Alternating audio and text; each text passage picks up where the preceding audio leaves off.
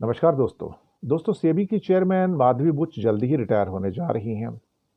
सुनने में आया है कि उसको एक्सटेंशन मिल सकता है क्योंकि मोदी जी को चैलेंज किया गया था कि इसको हटाओ, ये इन एप्रोप्रिएशन किया है और अनैतिकता के तरीके से यहाँ पर बनी हुई है और अडानी की उसने जांच भी नहीं की।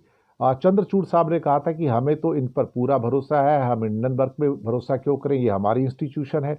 लेकिन जब सारी बातें निकल के आई तो चंद्रचूड़ साहब ने मुंह उधर फेर लिया जैसे कुछ हुआ ना हो। और अडानी साहब की रिकमेंडेशन के ऊपर माधवी बुच को चेयरमैन बनाया गया था, तो अल्टीमेटली वो निकल जाएंगी तो यहाँ से फिर अडानी की एक डायरेक्टर बन जाएंगी, ये भी बात पक्की है बिल्कुल।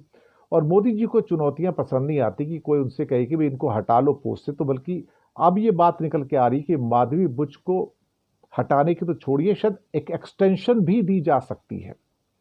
अब एक्सटेंशन की बातें निकल कर आनी शुरू हो गई, 4-6 महीने की शायद उनको एक्सटेंशन दे दी जाए। हालांकि सरकार का कहना है कि हम दरअसल एक नए सेबी चेयरमैन की तलाश में हैं।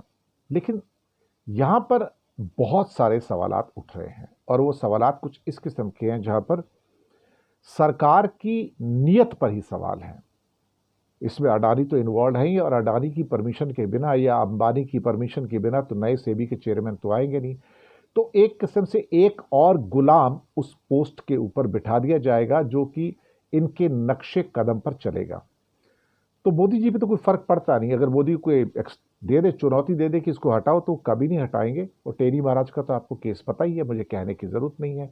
तो वही यहां पर होने जा रहा है। शायद भारत की बदकिस्मती है कि जो चोर, अपराधी, उचक्के, लुटेरे हैं वो उच्च पदों पर बैठे हुए हैं इस देश के अंदर, और कोई उनका कुछ नहीं बिगाड़ सकता। बदकिस्मती कि ये देश भांडों से भरा हुआ है, जयचंद और मीर जाफरों से भरा हुआ है। शुक्रिया आपका।